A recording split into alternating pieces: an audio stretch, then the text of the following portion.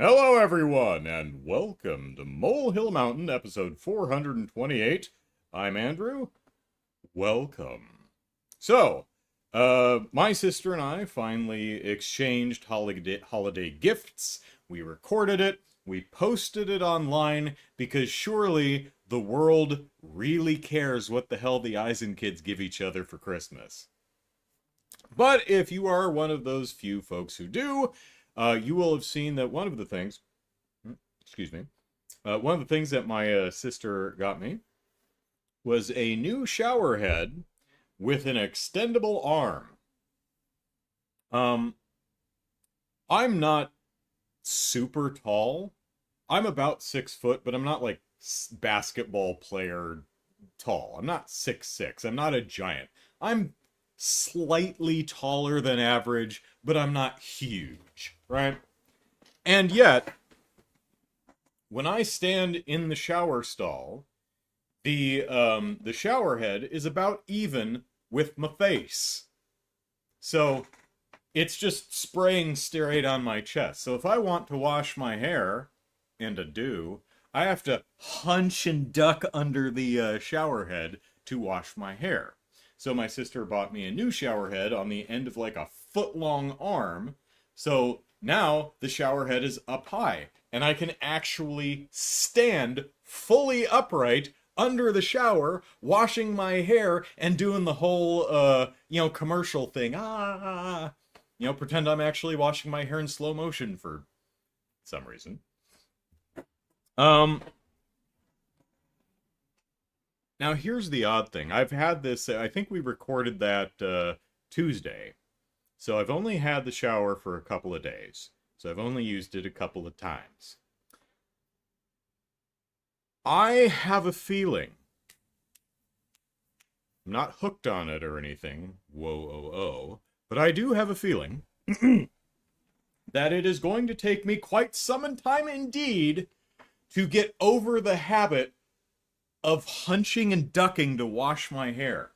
Because even though the shower head is now a couple of inches above my head, I'm still ducking under it to wash my hair. So, no one's around to see it. Yeah, no one else is in my shower to see me doing that, thank goodness. That would be super weird for many reasons, one of which is I live alone. So yeah, it'll be interesting to see how long it takes me to break the habit of hunching and ducking under the shower head to wash my hair when I no longer have to do that. Make sure you watch every episode of this podcast for this continuing development. Alright. My sister also bought me new coasters in the shape of a cat walking away. So, Ted Sarandos, who is the co-CEO of Netflix and has been for several years now, is a dumb person.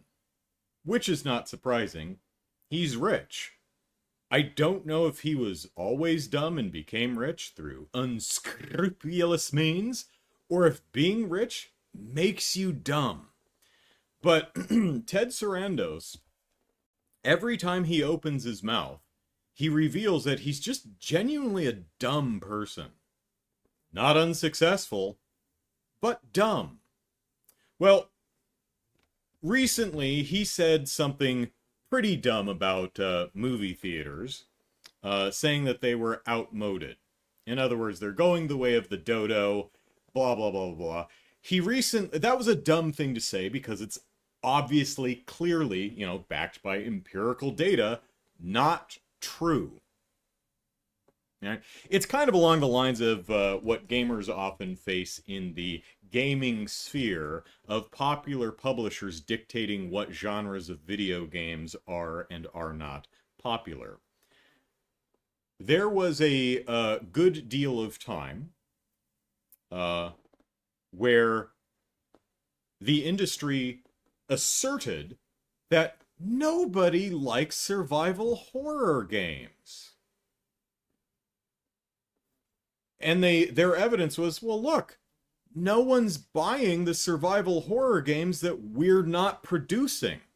So they must not be popular. When what happened was they just stopped, they just decided not to make them anymore, and there was no actual evidence that survival horror was not popular. I mean, survival horror, the thing was, is survival horror is a relatively niche genre. Comparatively niche. It's not a four quadrant thing. It's not an all audiences thing. It's a specific audience thing. What they meant was survival horror is not going to sell Call of Duty numbers. Yeah. Don't expect it to. That would be dumb. So, Ted Sarandos is that kind of dumb. Just cannot see outside his own bubble. So anyway, he'd said that theaters are outmoded, and he had to clarify that statement, saying, no. What I said was movie theaters were outmoded for some, you see. I mean, like the town that Sinners, the recent movie Sinners, is supposed to be set in, does not have a movie theater there. It does. Or I mean, at least the town that it actually was filmed in, but, you know, whatever. For those folks, referring to more rural areas, for those folks, it's certainly outmoded. You're not gonna get in a car and go to the next town to see a movie? He said that.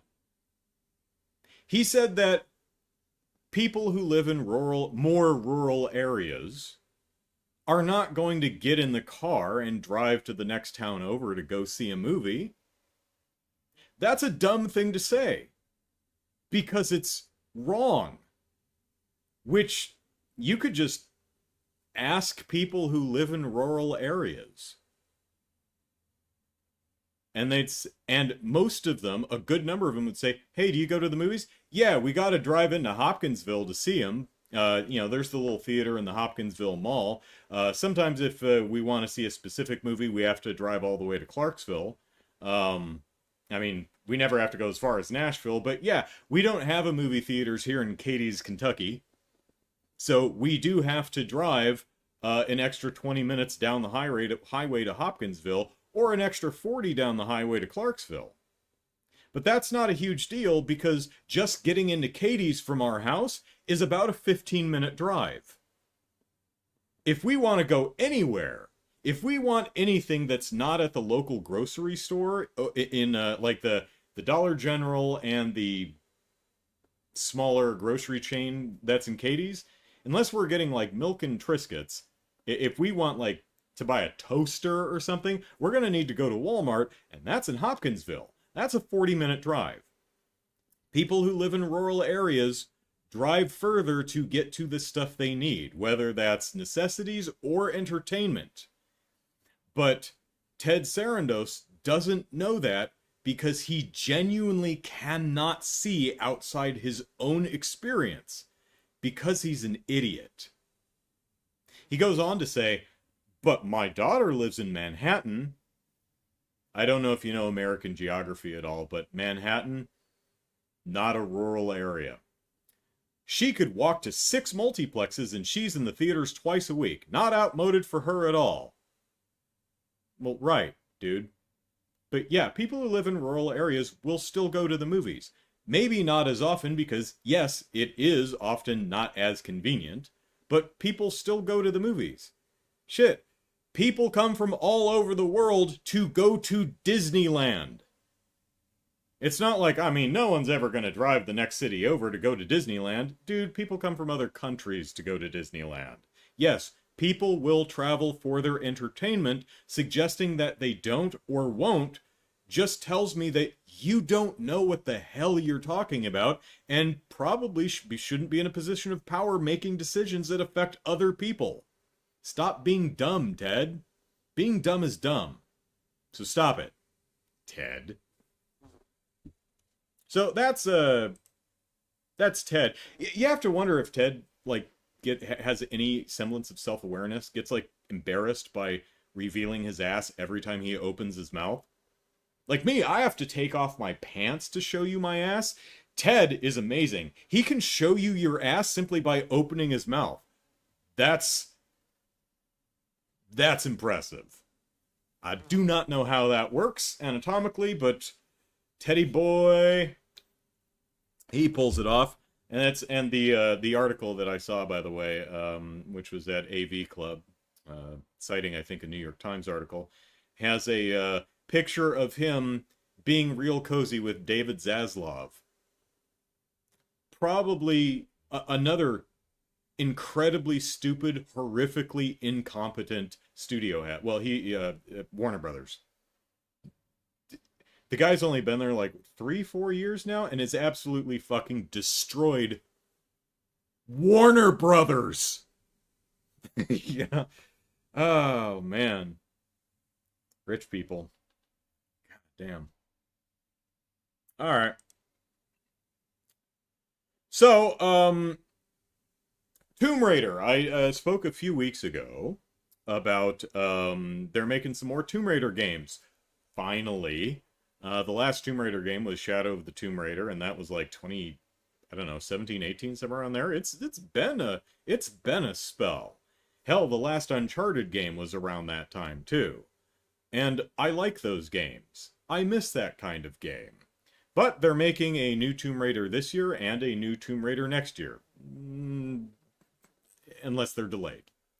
But in addition, there's a cartoon on Netflix, which I did a debut review of, and I thought it was not great. At least the first episode. I haven't watched anything else. And I think Amazon Prime, they're doing a live-action Tomb Raider television series.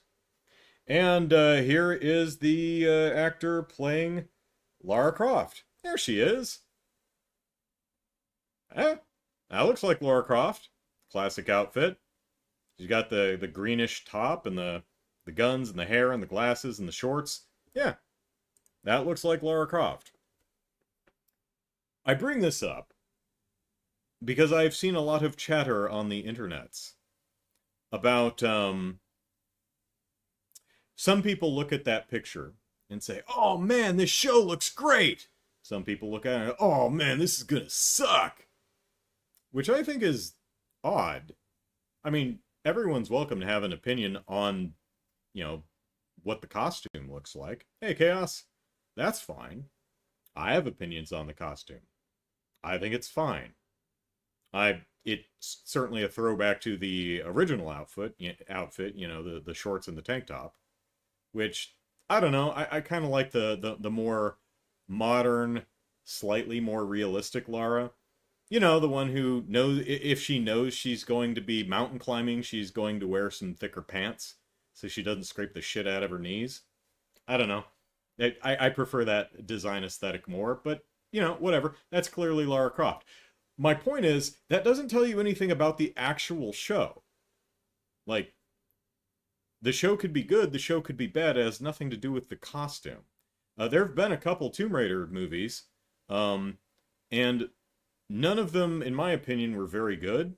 I didn't think any of them were outright unwatchable, but I didn't think either any of the three that I've seen, the two Angelina Jolie's from like 20 years ago, and the Alicia Vikander one from a couple years back. I've seen.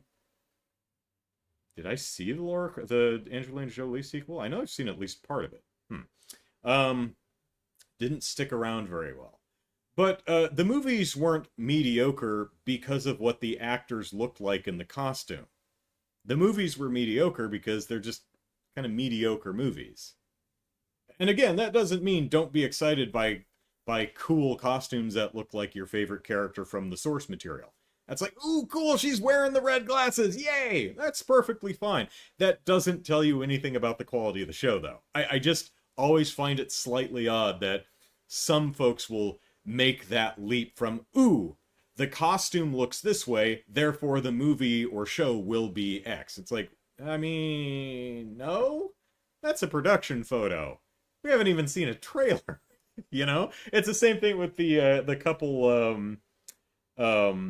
couple production photos we've seen of Link and Zelda in the Legend of Zelda movie. Yep.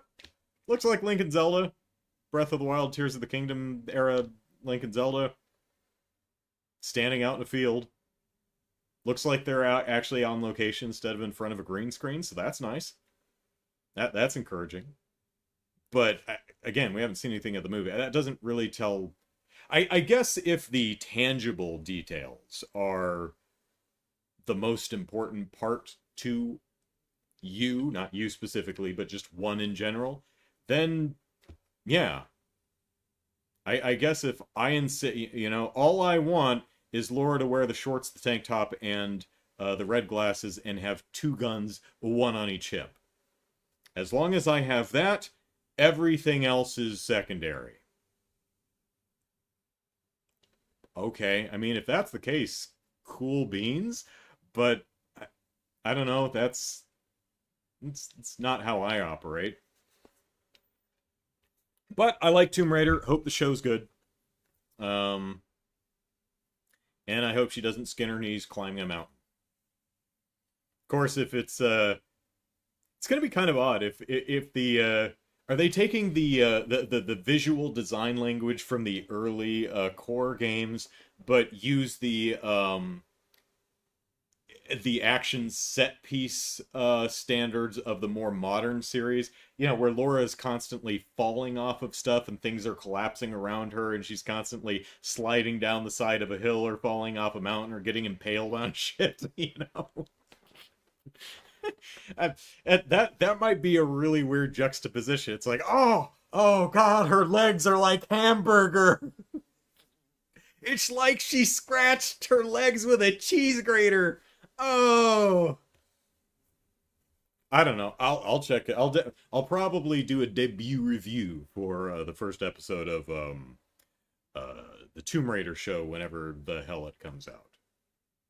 Uh, so earlier this week there was a online presentation, a showcase for the new Resident Evil game, Resident Evil Requiem, and it's okay. It was fine. There was one news item, one detail that was new to me that I was quite intrigued. Oh boy, that was a bad R roll. Quite intrigued by. And that is the fact that at least some of the zombies in this game retain some semblance of their former lives and personalities. And the examples they showed was a kitchen cook who was still like chopping meat and saying things like next and order up. They're actually talking. Some of them, maybe not all of them, maybe just some special zombies, right? There was one lady who was a janitor, a maid or something, and she's in a washroom just frantically washing a bloody mirror, muttering clean, clean to herself. There was another, I don't know, a bellhop or something, just kind of poking at an elevator panel. We've seen in previous trailers, there's that one lady in the flowing white dress who's just kind of walking down a hallway. Maybe she's got a personality. There was a image that Capcom released of her getting up in, I think, Grace's grill, and she's got like tear stains, mascara tear stains on her cheeks.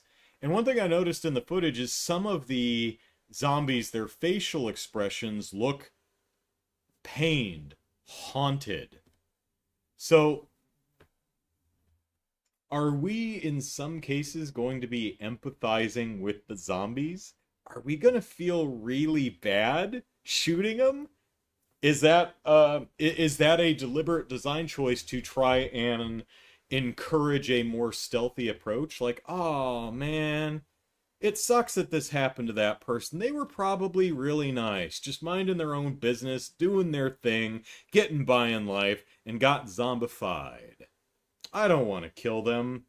They already died. They've got it pretty rough in their unlife. I'm just gonna squat and duck walk around them so I don't have to. Maybe, I don't know. I found it a really intriguing idea. You know, are you gonna get a zombie sidekick?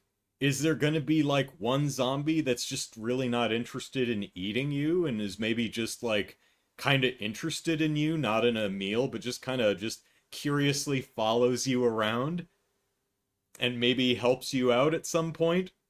Who knows? Could be really interesting. I think it's an interesting concept that I don't recall ever being explored, at least in that way. I mean, we did have things like we have the Ganado, which are more mind controlled than actual zombies. You've got the Baker family, which is, they have a lot. They retain elements of personality, but again, that's more of kind of a mind control infection kind of a thing going on. This is the first time I think in the Resident Evil series that we've seen zombies with the exception of oh god, what's his name? The pilot guy in Resident Evil 3, is it Forrest or something? Guy in the yellow jacket. In the remake of Resident Evil 3, is it Resident Evil 3 or it's either 2 or 3 remake where you find him zombified on the steps of the police precinct. There's a cutscene where Marvin points a gun at the zombified Forrest or Kenneth or whatever the hell his name is, and he says his name, Marvin, or something. He articulates some word which makes Marvin hesitate, and that's how he gets chomped. So there is some precedent for that, but I think that's the only time where we've seen the zombies say anything or do the Dawn of the Dead thing where they like go cycling through aspects of their life that they were used to when they were alive. So that's pretty cool. The other half of the showcase was dedicated to 2 different collaborations, which I thought were weird. One was a collaboration with Porsche, the car, and the other was a collaboration with, it's not Rolex, but some like really fancy, expensive watch. So Leon's driving a Porsche, and both Leon and Grace have really expensive watches. Isn't that cool? Haven't you been playing Resident Evil for 30 years? And well, I mean, depending on how old you are, haven't you been playing Resident Evil for like decades and been thinking, oh man, it'd be so cool. You know what I really want in a Resident Evil game? If someone could drive a Porsche. If my characters had like a really expensive watch that I could buy, get your bag, Capcom. I don't really have a problem with the collaboration, but the way it sold in the showcase was like, oh man, you guys are gonna love this. This is the coolest thing ever. Oh, so sweet. It's like, dude, almost none of us can afford these watches or a poor. It's like, she's like, oh, it's gonna be limited to 2,000. It's like, no one's, come on. A lot of us are gonna wait for the game to drop for the gold edition to come out so that we can buy it for $40 and get all the DLC rather than pay 70 for it up front. We're not gonna buy a goddamn Porsche or $2,000 watches or whatever the hell they cost. Weird collab. I mean, at least they're not selling real guns. I guess that's something. But I mean, I remember a lot of people back in the Resident Evil 4 days, both the original, I suppose, and the remake, who were like, oh man, Leon's jacket is sweet. I want a jacket like that. But it wasn't a name brand thing. It was just like, that's a cool design jacket. I want something like that. But they're like, oh, so if we put a Porsche in it, no, you out of touch dipshits. But, I mean, maybe Porsche was like, hey, you know what? If you put our car in the game, we'll give you lots of money. Yeah, okay. I'd probably shill for money too. But I don't know. It was just the way it was presented, I thought was a little weird. Like again, it was presented like this is just the coolest thing that we've all been waiting and hoping and praying and asking for years. It's finally happened.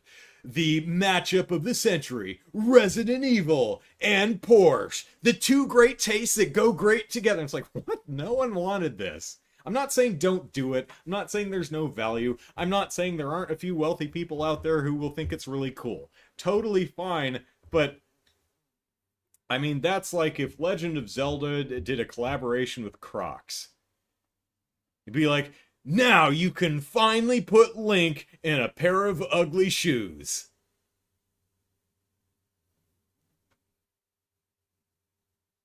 No, I mean, whatever.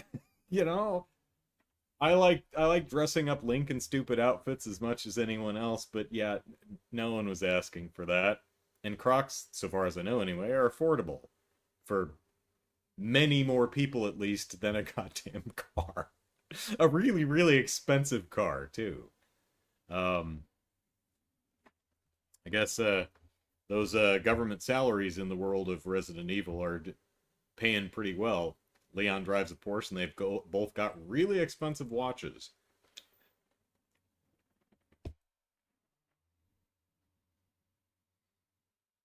I paid thousands of dollars for this watch that doesn't do anywhere near as much as my phone, which also tells the time. I don't know. So, my adventures, adventure, my adventures, evaluating ChatGPT and broadly, well, ChatGPT and Copilot specifically. My company, my place of business, like many others, have invested heavily in generative AI tools, um, us specifically, ChatGPT and Copilot. And I and others have been tasked with evaluating these tools, which is seems like you should evaluate them before you spend so much money on them that you have to end up laying off 10% of our department a few months ago. But I guess that's why I'm not an executive. I don't understand these things. Um, so I've been evaluating these AI tools since last June, and my evaluations have been negative. I am struggling to find a use case, and I think we all have different approaches. We all have different priorities. Um, I think the reason I struggle so mightily to find a valid use case for these tools is because I value, among other things, accuracy. I also value consistency. I work in technology. Um, we have uh, I am on the team that is in charge of assuring the quality of a large computer program that manages the payroll, insurance, and benefits for thousands and thousands and thousands of people statewide, including me. So it's very important that that damn thing works properly. So we have a bunch of developers who write the code that maintain the application, and hell, even us quality assurance analysts write code that drive automated scripts that regress and test that code. But the thing about writing code, whatever language you're writing in, from assembler to JavaScript to from C to shining C sharp to Python, um, a computer will do exactly what you tell it to do from a coding perspective. If the computer is not doing what you want it to do, there's a problem with your code. When we write scripts, so we have an existing automated script, right? If we put in a specific output, we will get a input, we will get a specific output. No matter how many times we run the script. If it's the same input, unless there's some weird random event switch case in the middle of it, if we put in the same input, we will get the same output every single time. 2 plus 2 will always equal 4 every single time, no matter how many times you do that. That operation will always result in the exact same output. It's consistent and it's accurate. Generative AI doesn't do that. You can prompt whatever you want, with the exception of maybe, really small things like 2 plus 2, you're probably always going to get 4. But if you prompt ChatGPT to do something, whether it's generate something or evaluate an existing file, the output will be different every single time. Sometimes slightly, sometimes greatly. Hell, the conclusion may be completely different. It doesn't do the same thing every time. So if you are not satisfied, unlike regular programming, like I said, if the computer is not doing what you're expecting it to do, there's something wrong with your code. If ChatGPT is not doing what you expect it to, it's not necessarily a problem with your prompt. And the reason is because these LLM chatbots are predictive in their output. They're not determinative. They're not looking up the answer. They are predicting the words and the order they go in to create an output that it projects will be most satisfying to the user, the one who is paying money to use this tool. As far as I can tell, it does not prioritize accuracy. It prioritizes user satisfaction. Which is why if you ask it to evaluate something, it will almost always in my experience, but I'll hedge and say almost always, err on the positive and handle the negative, if there are any, with kids' gloves. So if you write a book report and you ask ChatGPT to review it, it's almost certainly going to be positive. If you ask it to critique your book report, you might get a mix of positive and negative. You might get some feedback, but the negative feedback is almost always going to be couched along the lines of, it's good, but here's some ways you could make it better. Rarely will ChatGPT, unless you specifically tell it to, say, this is bad, this is unworkable. But you can provide it a book report and say, tell me what's great about this. And it will tongue bath you with praise.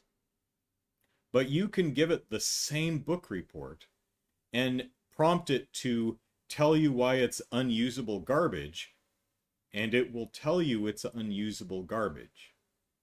ChatGPT and automated or LLM chatbots in general don't tell you what's true. It tells you what it predicts you're most likely to want to hear. If you submit a book report to me, I'm going to give you whatever grade I'm going to give you. Let's say I give you a B+. If you give me that same book report and tell me that, and tell me why this book report is unredeemable garbage, I'm going to say it's not unredeemable garbage. It's B+, whatever I said. ChatGPT won't do that, though. It will grade your work in a way that it thinks, that's anthropomorphizing, it doesn't actually think or have opinions, but it predicts will be most satisfying to you. as someone who works in a domain where accuracy is absolutely vital, like if we screw up people's insurance or uh, payments, benefits, payroll, we could get sued. So, accuracy and consistency, very important. Hey, Lee. Chaos says, I keep getting commercial breaks. Never done that during a live stream before. That's weird. Let me look and see if there's like a new setting that's doing something weird. Stream settings. Is there some type of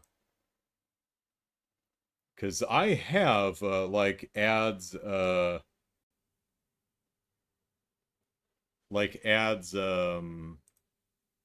mid-roll ads, that's what they're called. I have that turned off. So unless YouTube did something to change that, let me see if there's some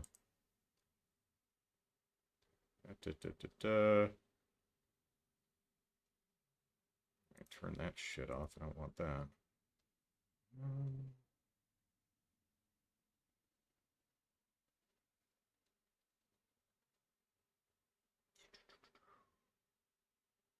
Let me save that. Go to monetization. Ooh! Mid-roll ads are now automatically turned on. Manual. Mid-roll ads are now automatic. Let me turn that to manual and see if that stops it. Pre-roll and display ads are automatically inserted when Okay, yeah, but mid-roll ads. Viewer may not see ads at the same time in automatic mode. You'll still be able to manually insert okay, so I've changed it to manual. Hopefully that will stop. Because I'm not going to insert any damn ads, so hopefully that changes it. God damn it, YouTube. Stop it. What's we talking about? Thank you, Chaos, for letting me know. Christ almighty. So, I have been dutifully evaluating AI for these past months. I have been ill-impressed. But this week, it occurred to me that, see, occasionally I need to save a ChatGPT conversation for use in my evaluations, and I have been just highlighting, right-clicking, copy, and pasting it into Word documents or in my OneNote or something, just to save off the conversation, right? It occurred to me, wait a minute. Could I get ChatGPT to accurately save its own output into a Word or PDF file? Because it seems kind of weird for me to highlight and copy and paste it into its own Word doc or something like that. Surely I could say, you know, save this conversation into a Word doc, right?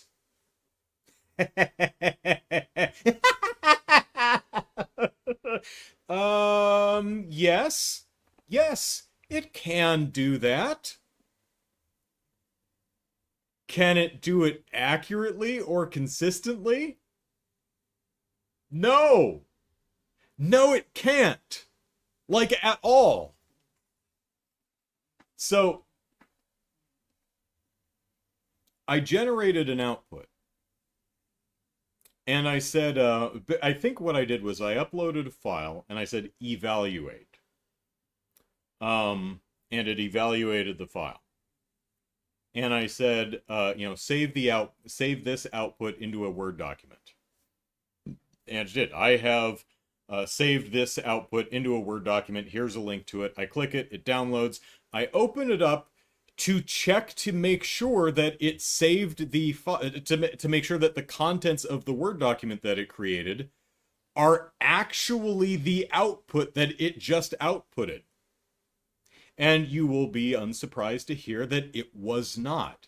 What it did was it summarized its output and wrote that into the Word document. Now, is that a problem with my prompting? I don't think so.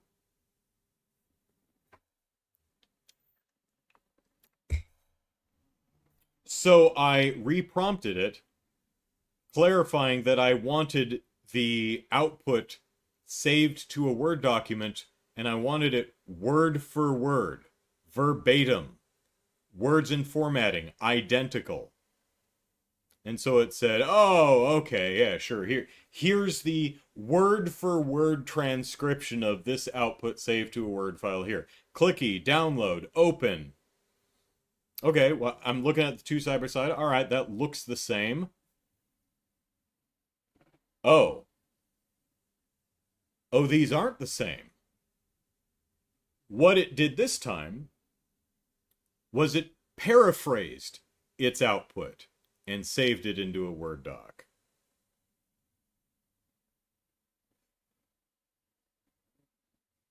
So I prompted it and I said, compare the output to the Word doc that you just created and tell me what the differences are. Now, interestingly, ChatGPT will seemingly always err towards making you happy. So, how you phrase something is very important. So, if you say, analyze this piece of shit, it's probably going to be negative. But if you're like, evaluate this wonderful piece of art, it's going to be positive, generally speaking, right? If I just say, compare these two, it might be a toss-up. But if I say compare these and point out the differences, that implies that there are differences. So what I would expect a crap tool like ChatGPT to do is point out differences even if they don't exist. Like, the way I phrase that implies that I'm expecting or think that there are differences. So I would expect ChatGPT to identify differences, and if there aren't any, make some up. Because that, in my experience, is what it does. But it didn't do that this time. What it did was it said, I've compared the two files. They are identical. The exact same words and the exact same formatting. Well, neither of those things were true. The original output had various bold words that were in bold, various words that were italicized. It used horizontal lines as breaks. It used bullets for unordered lists. In the Word document that it created, it used hyphens instead of bullets, and it did not use the horizontal lines, and it didn't bring over any of the bolding or the italicizing. So it said it compared the two and found no differences.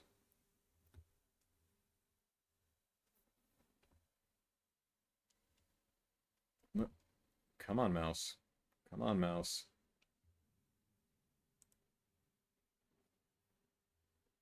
Here are the differences. There's 120 of them. The output was only 249 words. 249 words it needed to copy into a text file. And 120 of them are different. Now you see the other one there that says 128 or 129. That's the hyphens that are in the, because this text comparison tool doesn't use bullet points, but it can recognize a hyphen, so that, ignore those. 120 differences. You'll notice, other than that first header, the second word is different. The first one starts out the document, and the second one is the guide. So I then prompted ChatGPT. I said, what is the second word of the first sentence of your output? What is the second word of the first sentence of the file that you created. Are those the same word? And it said, the second word in the first sentence in the output is guide. The second word in the first sentence of my file is document. Those are not the same word, so the documents don't match. So I prompted, yeah. So how did you miss that and the 119 other differences?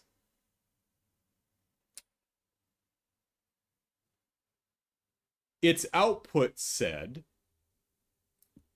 because I didn't actually compare the two files, I just assumed they were the same and told you so.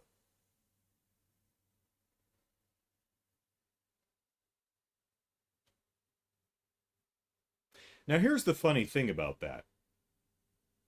That may not be true. Just because ChatGPT said that's what it did, or in this case didn't do, that doesn't mean that's actually what happened. But what it does mean is ChatGPT lied. It doesn't lie, but it did do something incorrect at some point. So, if it did indeed just not compare the documents and assume they were the same and tell me so, that's it operating incorrectly, not doing what it was asked.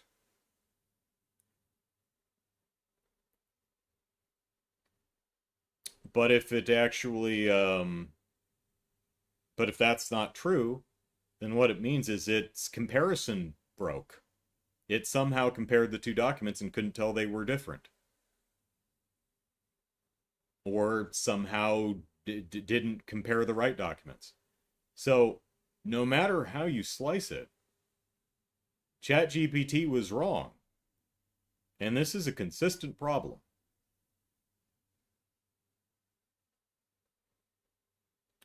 And I find that quite frightening. Because it's just not reliable. It can't do simple shit. And you might say, well, Andrew, maybe you just really suck at prompting. Fair enough. Maybe I do. So, I did an internet search. I didn't ask ChatGPT. That would be dumb. I did an internet search seeing if there were any articles or advice or message board posts or YouTube videos or anything out there that could tell me how to prompt ChatGPT to save its own output into a Word document accurately.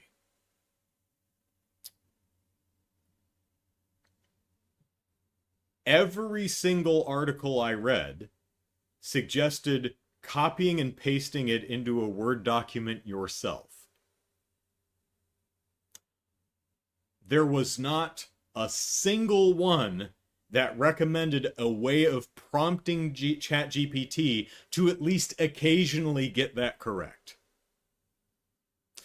There are also multiple browser extensions who purportedly, I didn't test any of them, but there are multiple browser extensions that purportedly will save ChatGPT outputs into Word or PDF documents. So, maybe I suck at prompting, but clearly other people do too, because this is a big enough issue that multiple browser extensions have been written to solve this problem, and every single article I could find on this particular issue recommended highlighting it and copying it and pasting it your own damn self. Think about it. This multi-billion-dollar industry, this tool of this multi-billion-dollar industry can't fucking copy-paste correctly. And that's the thing, right? When I copy highlighted text and I paste it, the text that I highlighted and copied pastes exactly the way I copied it every time without fail. Now, there are some caveats there occasionally. You might copy something that uses a font or format that the destination doesn't use, in which case, like, a boulder in italics or some other weird character might not translate. You know, the code for it might not exist, so you might end up with the little question mark box thingy. But even so, whatever the code for that character is did copy correctly. It's just the destination doesn't know what the hell it is. The formatting copied correctly. It's just the destination doesn't know what to do with it. So, I continue to be ill-impressed with generative AI. Maybe I'm wrong, but my perspective is if it cannot be trusted to do the simplest shit, then I don't feel it's unreasonable to assume that it definitely can't be trusted to do more complex shit. Particularly important shit that if you're wrong or sufficiently inaccurate or inconsistent, you could get sued.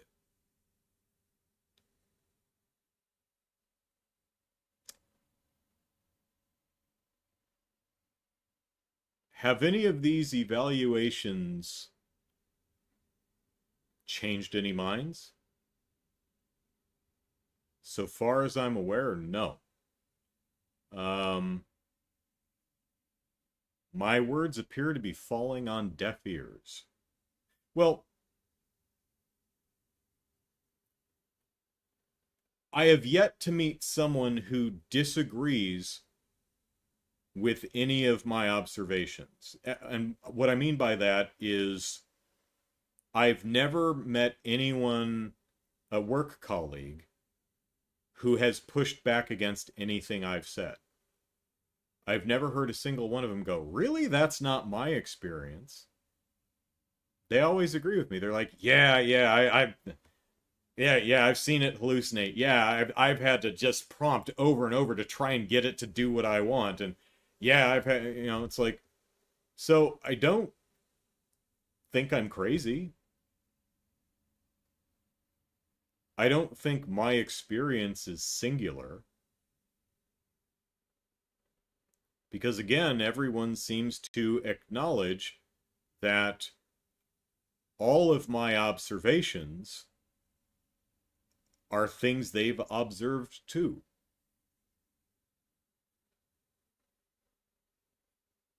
They just don't seem to care. And that flabbergasts me. My gasts are utterly flabbered. The way my brain is organized, I cannot comprehend someone who does not value accuracy or consistency. That's alien to me. I don't know how to even begin to approach dealing with that. I don't know how to talk to people who just... Now, if it was a matter of, hey, look, the powers that be are making us use this, so we have to make the best of it, or we'll lose our jobs. Okay, sure, I get that. But no matter how many times I point out to individual people that what they've told me is factually incorrect, and like, oh, yeah, I got that from ChatGPT. It's like, yeah.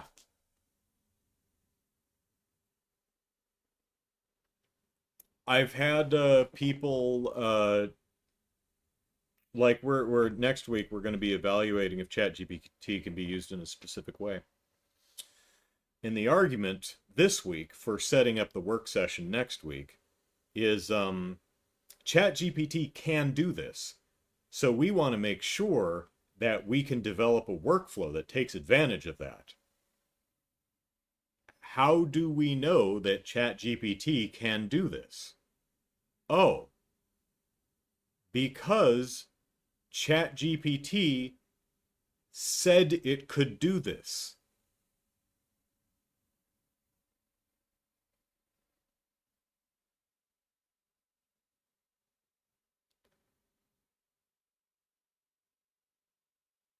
And you might sit there thinking, well, Andrew, did you politely inform this person that just because ChatGPT says it can do a thing in no way indicates that it actually can do the thing? Yes, I did. I did tell them that. Oh, okay. How'd they take that? Pretty well. What did they say? They agreed.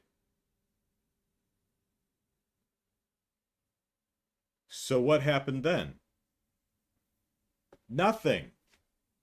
Because apparently it doesn't matter. I don't know.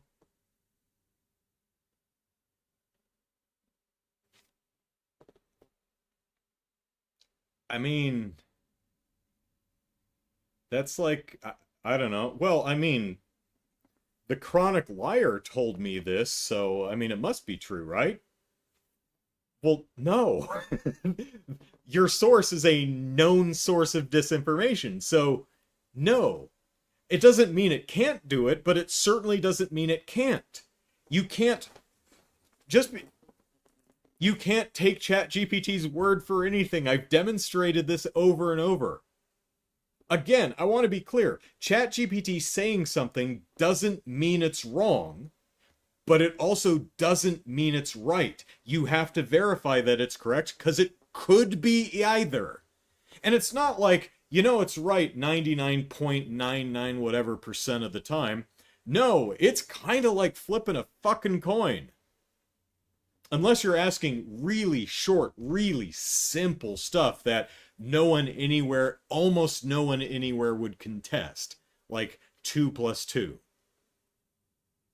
Maybe Terrence Howard would disagree, but the vast majority of other people on the earth would say, yeah, that's 4. So ChatGPT is almost always going to say 4. In fact, you would probably find it challenging to engineer prompts or engineer a prompt or a series of prompts that would walk ChatGPT to 2 plus 2 equaling anything but 4. I bet you could do it. But it probably wouldn't be as easy as saying, hey, 2 plus 2 is 5, isn't it? ChatGPT, in my experience, will actually push back about really simple shit like that. But anything of any even mild complexity, no, complete damn toss up. So I don't know. Oh, I got the work session schedule, with all the different with the whole thing was time boxed, first 10 minutes we're doing this, second 10 minutes we're doing this. Um it was clearly written by ChatGPT. And it's not very good. It's I mean it's not worthless. It's not utter dog shit, but it's got some problems with it. There's a bunch of stuff in there that's like just kind of vague and confusing, and you have to stare at it and try to figure out what it could possibly mean. That's not very good writing. Also, the time boxing is completely unrealistic. We're definitely not getting through all that in 2 hours. No way in hell that's happening. So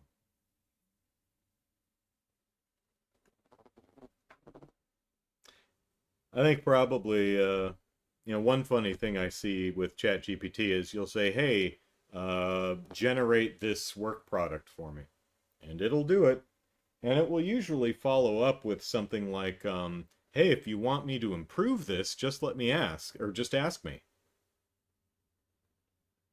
Can you imagine if you had someone who worked with or for you, and they came up to you and handed in their work and said, "Oh, I could do better than that. I just chose not to. If you want better, if you want my best or even my better, feel free to ask."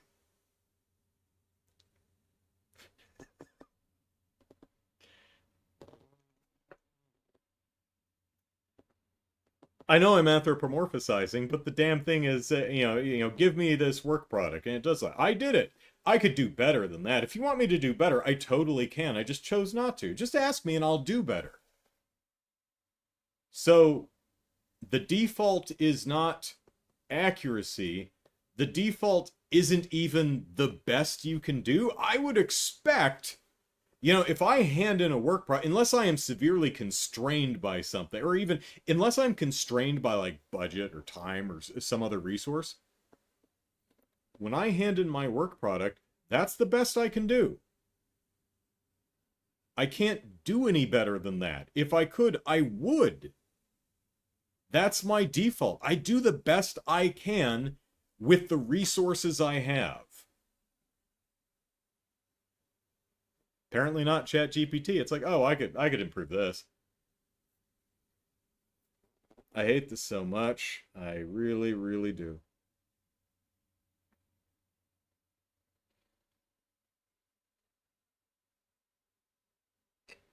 This is generative AI has completely sapped my enthusiasm for my work. A year ago, I was excited about my job and was looking forward to another 2 decades in the field. I was like, man, this is great. I'm loving what I do. I love the support I offer. I love the work I do. I like the challenges. I like the changes. I'm going to do this for another 2 decades, and then I'm going to retire and might have a little pension, and hopefully Social Security will still be there. And then I can retire and play video games all day. Whee! I thought I was going to work until I die, but this is great. I am a lucky son of a gun. That was a year ago, less than a year ago. Now,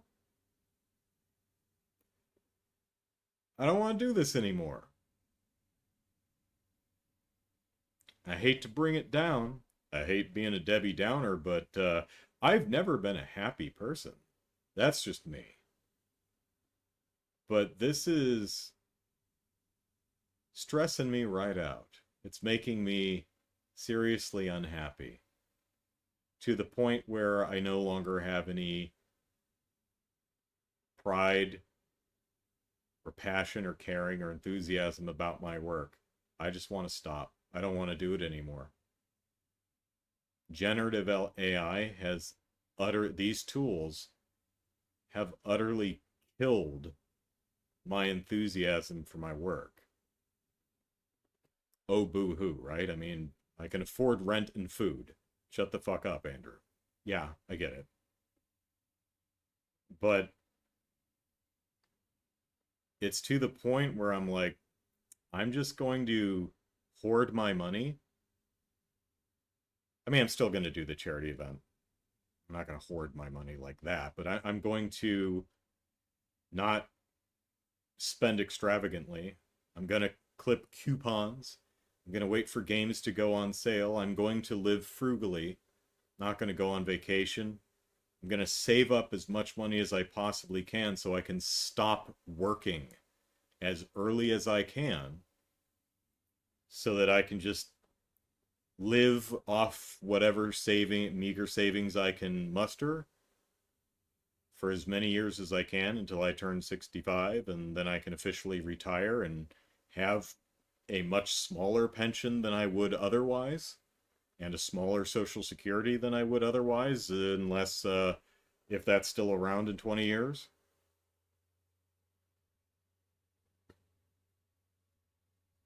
Because I don't want to do this anymore. It makes me unhappy. I've never been a happy person. I never will be an overtly happy person. But I don't like being unhappy. And these tools,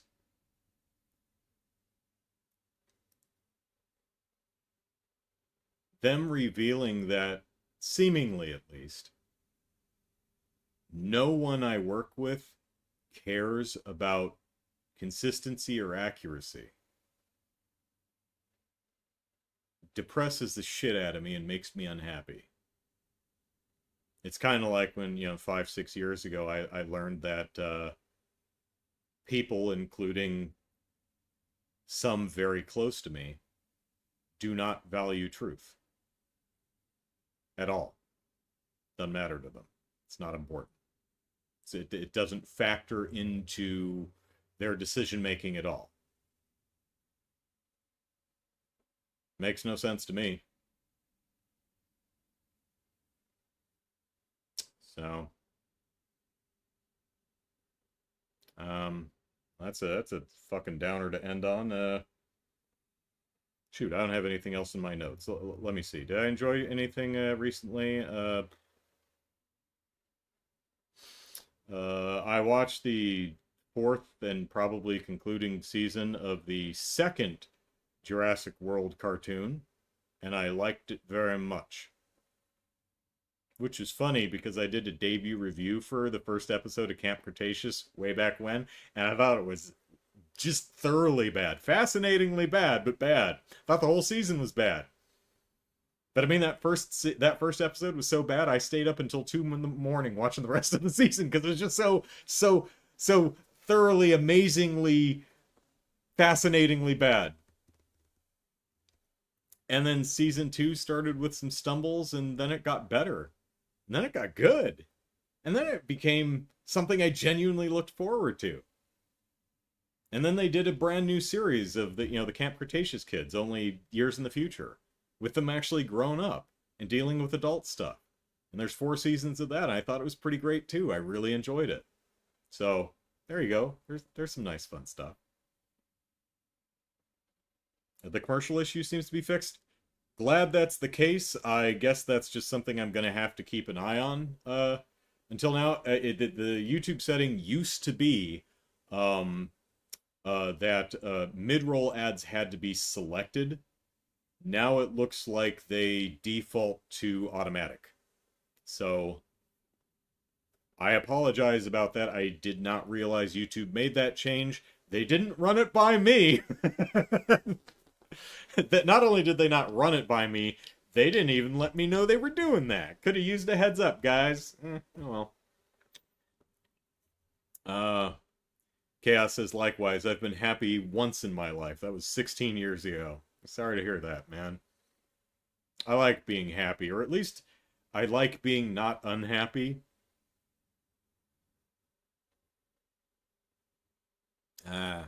So,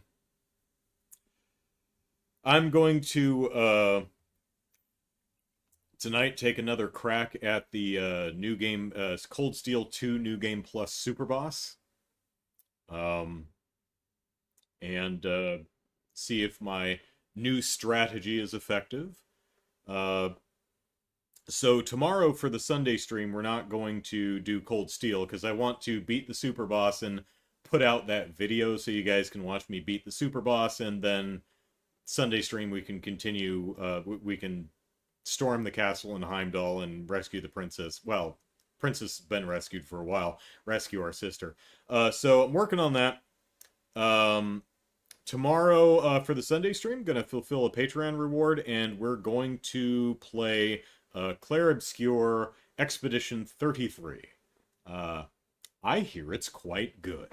So looking forward to playing that. Hope you're looking forward to watching me play that. And I hope your lives are, if they're not making you happy, I certainly hope they're not it's not making you unhappy.